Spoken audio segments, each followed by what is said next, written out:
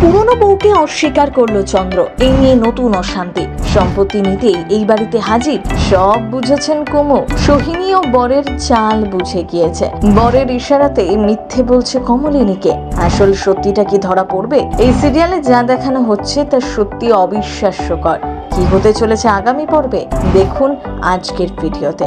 ধারাবাহিকে দেখানো হয়েছে কমলিনী বিশ্বাস করে চন্দ্র তার মতো অন্য আরেক মহিলার জীবন নষ্ট করেছে। কারণ চন্দ্রর ঘর থেকে যে চিঠি পাওয়া গিয়েছে সেটা কোনো সাংকেতিক চিঠি নয়, একজন মহিলার লেখার চিঠি। তার সাথে চন্দ্রর অবৈধ সম্পর্ক ছিল। আর সেই স্ত্রী এবং মেয়ে এসে হাজির হয়েছে তাদের বাড়িতে।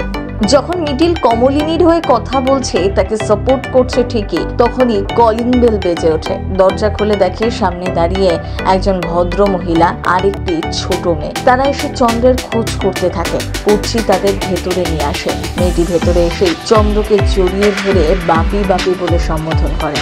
আর চন্দ্র কেন তাদেরকে ছেড়ে চলে গিয়েছিল, কেন তাদের কোনো খোঁজ নেয়নি, এই প্রশ্ন করতে থাকে দুজনে। দুজনকে দেখে অবাক হয়ে যায় চন্দ্র। তাহলে কমলিনীর সন্দেহই কি ঠিক ছিল? এদিকে চন্দ্র ওই দুজনকে দেখার পর প্রথমেই তো ভীষণভাবে অবাক হয়ে যায়। বুঝতেই পারে না তারা কোত্থেকে এলো। কিন্তু পরে নিজেকে সামনে নিয়ে দুজনকেই চিনতে অস্বীকার করে। পরে দাবি করে যে হোমে চন্দ্র ছিল সেই হোমেই এই মহিলা বারবার এসে তাকে বিরক্ত করত।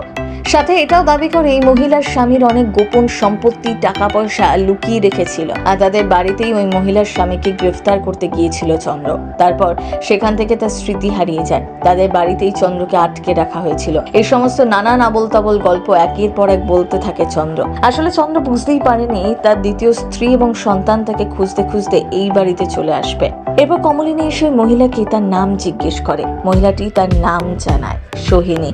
সোহিনী নামে একজন চন্দ্রকে চিঠি পাঠিয়েছিল। তারপর কমলিনী ওই চিঠি নিয়ে আসে। কিন্তু চন্দ্র আগেই তার দ্বিতীয় স্ত্রীকে বুঝিয়ে দেয় যাতে কমলিনী চিঠিটা নিয়ে আসলে সেটা দেখে অস্বীকার করেন তিনি। কারণ চন্দ্র অনেক টাকার ঋণে জর্জরিত হয়ে গিয়েছে। আর সেখান থেকে বেরোনোর জন্য চন্দ্র এখানে এসেছে। এই মহিলার সাথে যখন আড়ালে চন্দ্র পরামর্শ করছিল তখন তাকে ধরে ফেলে নতুন। তারপর কমলিনী চিঠিটা নিয়ে আসলে ওই মহিলা চিঠি দেখে অস্বীকার করেন। কিন্তু এবার সকলের মধ্যে অনেক রকম প্রশ্ন ভিড় করছে। আর বোঝাই যাচ্ছে চন্দ্র সবটাই মিথ্যে বলছিল। কমলিনীর সন্দেহই ঠিক। দেখা যাক কি হয় আগামী পর্বে। এতদিন সকলে কমলিনীকে দোষ দিয়ে এসেছে।